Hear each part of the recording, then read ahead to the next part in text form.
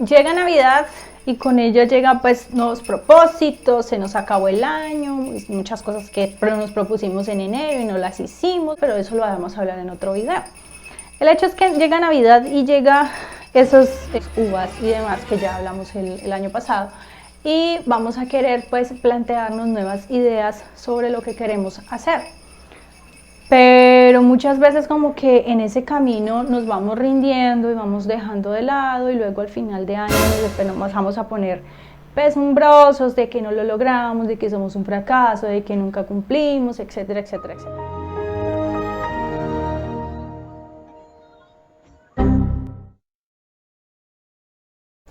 Digamos que les propongo que para el 2023, que ya empieza, vamos a empezar recomendándoles una lectura que les puede servir en este momento para, un zancudo,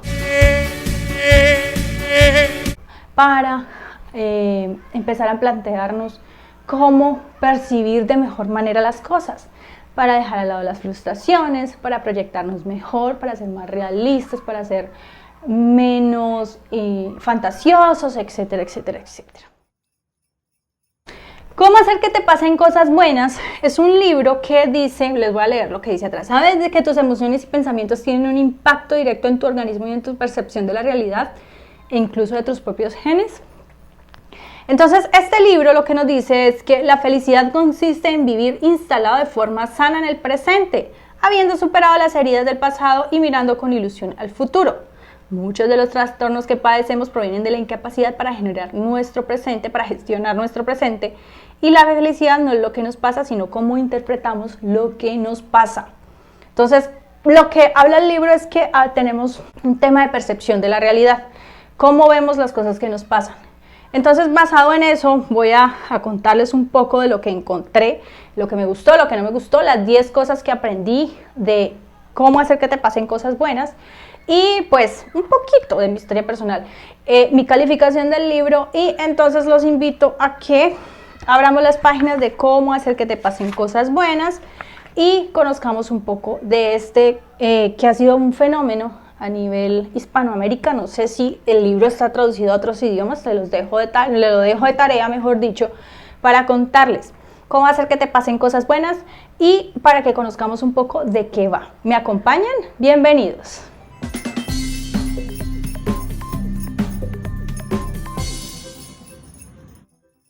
Y me quité ese suéter porque está haciendo bastante calor, más o menos unos como 25 grados, luego les dejo el dato exacto, porque esto es tierra caliente.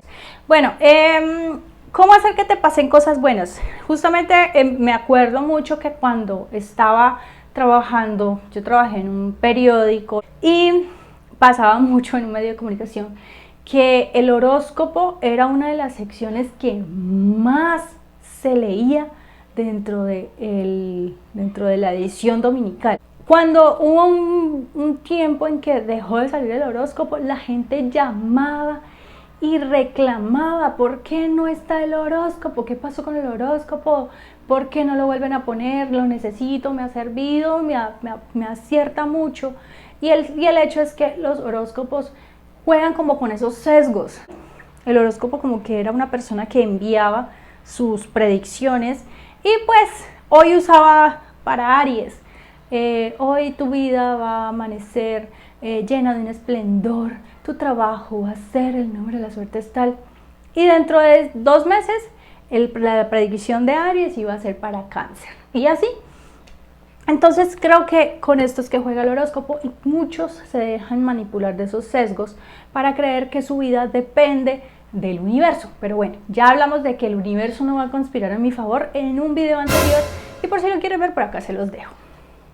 Y ahora sí vamos a hablar de el libro como tal, que nos enseñó. Les voy a decir las 10 cosas que aprendí de cómo hacer que te pasen cosas buenas, y un poco sobre mi experiencia personal con el libro. ¿Lo recomiendo? Claro que sí, pero les voy a dar mis pautas en adelante para que ustedes sepan sobre la historia. Es como un análisis psiquiátrico de una persona, valga la redundancia, psiquiatra, que explica muchos de los casos de sus pacientes y cómo se podrían manejar de acuerdo pues al comportamiento en la sociedad, que pues valga que sean unos pacientes los que ella comparte sus experiencias aquí, pero los casos son más comunes de lo que parece. 10 cosas que aprendí con este libro serían entonces: primero, los fantasmas asustan más de lejos, es decir, cuando tenemos esos miedos, muchas veces es más la ansiedad de lo que va a pasar que lo que en realidad ocurre. Ser vulnerable no es malo, muchas veces nos da miedo mostrar nuestras debilidades a los de los demás. Ser vulnerable puede ser una oportunidad para reconocer nuestras debilidades y fortalecerlas. El hecho de que alguien no comparta tus gustos no significa que eres un amargado. Muchas veces pensamos que porque fulanito no quiere ir a la fiesta a la que nosotros vamos y prefiere quedarse en su casa, entonces es un amargado. No, es una forma de ser feliz. Entonces todos tenemos que entender que las personalidades son diferentes y de acuerdo con eso pues cada quien hace lo que más le divierte y pospone lo que menos le divierte. La culpa es un sentimiento tóxico que no te deja crecer, no te quita la pena que sientes, como el dolor que sientes en tu alma, sino que al contrario te ata a un pasado que ya no tiene remedio y te estanca. Es muy chistoso, no sé si es ley de atracción o qué, pero cada vez que grabo aparece este carro que está al fondo. No sé por qué, o sea, viene muy poco, pero cuando prendo esta cámara aparece el señor de la venta de pan. Menos víctima, más protagonista. Esta de pronto ya la tenía más en mi radar, pero digamos que el libro me lo refuerza. El caso es, si estamos de pronto teniendo un tema repetitivo, donde estamos cayendo en él y volviéndolo un círculo vicioso y no salimos de él, sino que entramos en una cultura de queja. Pero ¿qué estamos haciendo para resolverlo? ¿Qué estamos haciendo para que las cosas sean diferentes? Para que estemos en paz y librarnos de esa situación. A eso se refiere esta frase. También todos estamos expuestos a sufrir de depresión en algún momento de nuestra vida. Esto lo dice ella en el libro. Preocupante porque en esta era pues vemos que caemos mucho en ese tema de la angustia, la ansiedad, y eso nos puede llevar a temas un poco más complejos y más clínicos. La perfección es una insatisfacción constante y un sufrimiento permanente. El libro Mide lo que importa, que es el libro que les voy a dejar ver acá la portada porque no lo tengo en este momento, lo tengo por allá lejitos, entonces no alcanzo a ir por él, dice que no permitas que lo perfecto sea enemigo de lo bueno. Muchas veces tenemos esa manía de estar buscando que todo sea perfecto, que el Júpiter se alinee con Marte, con Venus y con la Tierra para que todo funcione como nosotros queremos, y eso muy eventualmente pasa. Entonces es no conformarnos, no caer en la mediocridad, pero tampoco ser tan obsesivos con que todo tiene que ser absolutamente perfecto para que funcione, si no, no. Muchas veces forzamos eso tanto que terminamos cayendo en el pecado de volvernos obsesivos, y cuando las cosas no resultan podemos entrar en crisis y en depresión. Quien se traga las emociones se ahoga. Muchas veces caemos en el pecado de no expresar lo que sentimos y terminamos agobiándonos nosotros mismos, envenenándonos con nuestros propios sentimientos. No olvidar nunca las palabras gracias, perdón y por favor.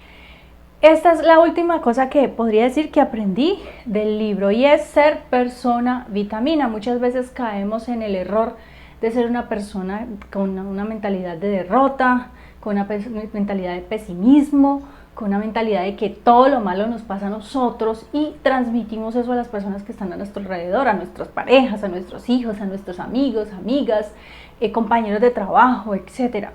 Entonces creo que el tema de ser persona vitamina es como aportar ese rayito de luz donde haya oscuridad.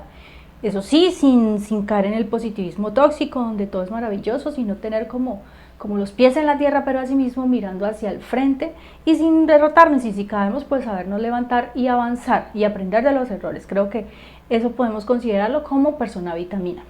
Una cosa que puedo resaltar del libro, que de pronto puedo decir que no me gustó mucho y que me preocupó un poco, más bien no tanto del libro sino de las situaciones, es que muchos de los pacientes de los que habla ella como experiencias del libro son pacientes que terminaron siendo medicados para poder llevar de mejor forma sus casos clínicos mentales. Entonces eso me preocupa, pues porque definitivamente entonces hay que, en un punto donde hay que llegar a medicarse para estar bien, para sentirse bien.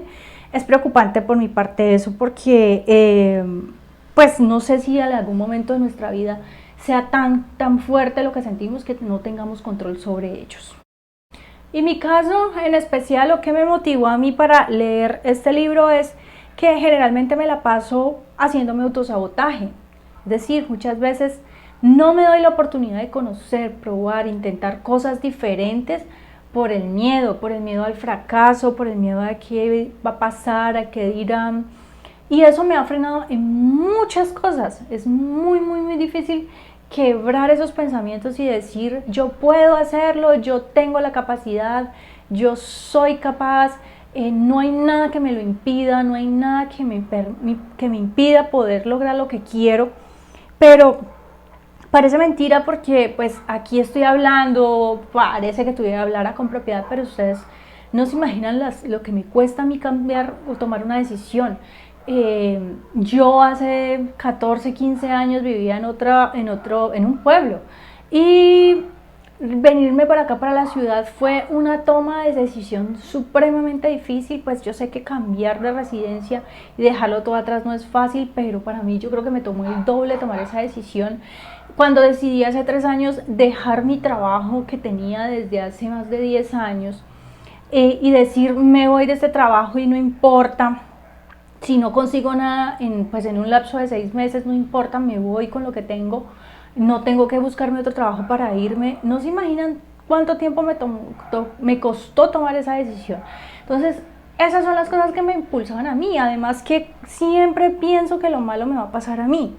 Siempre pienso, un familiar decide irse de viaje solo y yo pienso que por allá le va a pasar algo malo, que no va a regresar, que ya perdí ese ser querido. Si sale a la esquina a comprar una bolsa de leche, también pienso y lo van a robar y le van a hacer algo y me empiezo a angustiar. Creo que esas cosas son las que me motivaron a mí a leer este libro.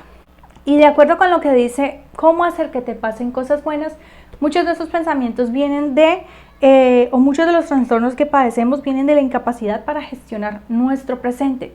Siempre estamos pensando en el futuro y en el pasado. En el futuro, cuando yo digo, no, va a salir y lo van a robar, no va a llegar, se me va a perder. O en el pasado, uy, ¿por qué hice esto? ¿Por qué lo hice de esta manera? ¿Por qué no lo hice así? ¿Por qué si hubiera hecho esto no hubiera pasado eso? Si me hubiera metido por este camino no me hubiera estrellado en el carro. Creo que todas esas cosas son las que más nos agobian a nosotros como humanos.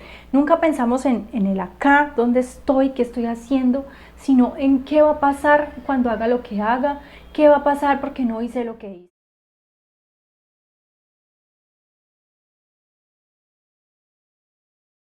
¿Y cómo podríamos hacer para quebrar esas cosas y cambiarlas por unos pensamientos más atractivos? Lo primero que ella nos recomienda es, primero, conócete. Segundo, identifica tus emociones. Dale nombre a esas emociones. Identifica qué es lo que sientes y cuándo lo sientes y cómo lo sientes. Busca ser asertivo. Di lo que piensas sin herir. No tengas miedo de convertirte en tu mejor versión. En mi caso, ¿qué estoy haciendo yo? Estoy haciendo una lista para no procrastinar. Tengo que hacer algo, no lo voy a dejar para después. Lo hago ahora porque si no, ya después es más difícil hacerlo y entonces ahí es donde entra la ansiedad y entra ese círculo vicioso en el que suelo caer por culpa de no hacer las cosas cuando las debo hacer. Pon límites a lo que los demás ejercen sobre ti. Hay situaciones donde es mejor callar para conservar nuestra paz interior, pero no siempre callar. No es bueno tampoco decir lo primero que se viene a la cabeza, pero tampoco es saludable omitir las conversaciones sobre algo que nos está haciendo daño o con alguien que nos está haciendo daño. Por ejemplo, aquí dice, vas horriblemente vestida, te dicen. Entonces, una forma de responder sería, pues mal vestida vas. Bueno, en fin. O puedes decir, o puedes simplemente callar y quedarte con ese nudo, y irlo creciendo, y luego ya te va a dar miedo entonces salir porque todos te van a juzgar porque estás fea, porque nunca tienes la capacidad de vestirte bien, etcétera, y te vas a llenar la cabeza de esas ideas que son muy dañinas para ti misma. O simplemente te respondes, te dicen, vas horriblemente vestido, y vas a decir, a mí me gusta, siempre he tenido gustos originales y distintos, soy diferente a ti. ¿Para quién va dirigido este libro? Para aquellos que tenemos ansiedad sobre lo que va a pasar, para aquellos que necesitan ser un policía de la pareja para estarlos persiguiendo, para ver qué es lo que están haciendo, para aquellos que de pronto tienen la necesidad de que todo el tiempo tienen que tener la aprobación de los demás para hacer algo, para aquellas personas que sufrimos algunas inseguridades, miedos. Creo que el libro nos permite encontrarnos y identificarnos un poco y ir cambiando pauta a pauta cada uno de esos comportamientos. ¿Cuáles libros recomiendo que deberías leer para complementar la información de cómo hacer que te pasen cosas buenas y que vi de los que yo ya leí, que es muy inclusive con el tema? El primero que digo que está muy relacionado es El milagro antiestrés. Todo viene a través de la mente, de cómo manejamos nuestras emociones. Y el milagro antiestrés nos explica mucho de cómo el estrés hace efecto en nuestro cuerpo, cómo se manifiesta el estrés, por qué se da el estrés. Y esos temas van muy ligados a el tema de la gestión de las emociones. Entonces, el milagro antiestrés es el primero que recomiendo para complementar la idea del libro de cómo hacer que te pasen cosas buenas.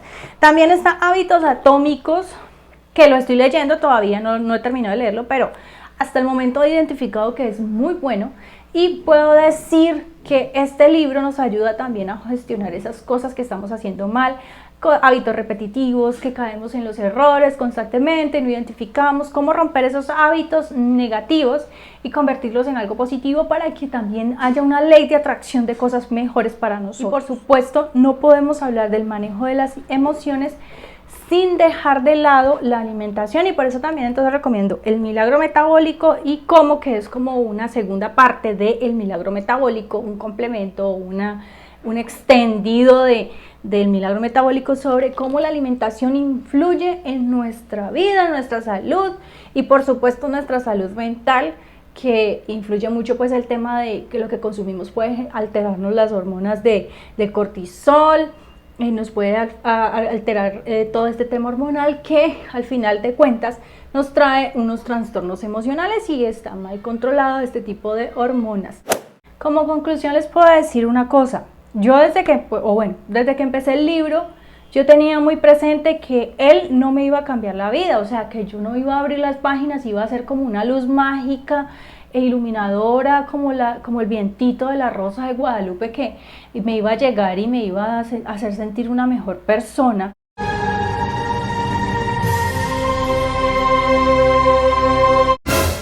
Yo sabía que eso no iba a pasar porque es que definitivamente pues no hay soluciones mágicas para nuestras situaciones que llevan años y años y años formando un carácter, formando una mentalidad, sea positiva o sea negativa. Es muy difícil quebrar eso pues de la noche a la mañana. Sin embargo, creo que hay muchas buenas pautas allí que nos permiten visualizar, identificarnos cómo somos y tratar de hacer las cosas un poco mejor cada vez, para que, digamos así, nuestro entorno se sienta diferente y asimismo nosotros poder proyectar una mejor luz hacia los demás.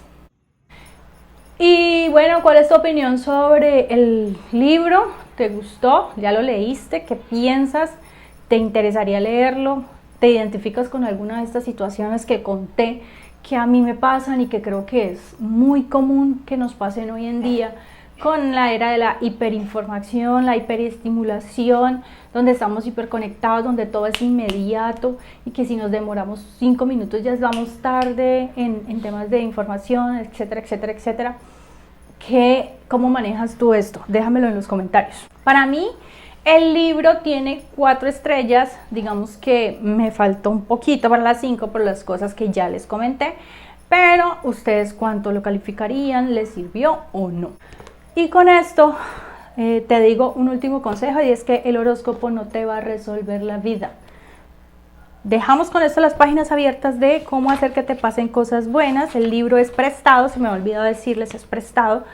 El libro me lo prestó una persona que detectó en mí estos comportamientos, los hice evidentes, le comenté, le dije, me identificó así, así, así, y me dijo, tómate lo presto, léelo y identifica qué te puede servir de aquí. Muchas gracias a esa persona, muchas gracias por pensar en mí. Y nada, para ustedes también una recomendación sobre este libro, para que identifiquen qué pueden estar mejorando poco a poco para sentirse un poco mejor en sus situaciones de angustia, ansiedad, estrés, depresión. Les dejo por acá mis redes sociales para que me sigan, para que no se pierdan ni un capítulo nuevo de lectura, donde seguimos hablando de historias de libros que nos den de ficción, libros de ficción y por supuesto de cosas que vamos aprendiendo poco a poco con la lectura. Muchas gracias por visitarme, por ver este video y nos vemos pronto en un nuevo capítulo. Chao, chao. Y creo que el libro nos trae una palabra pues que de pronto no está específicamente dicha allí, pero creo que el tema que debemos tener aquí es el amor. O sea, creo que la palabra clave de todo el libro es el amor. Amar lo que hacemos, amarnos a nosotros, amar nuestro entorno y alejarnos de aquello que no nos permita sentir ese amor por las cosas que tenemos alrededor.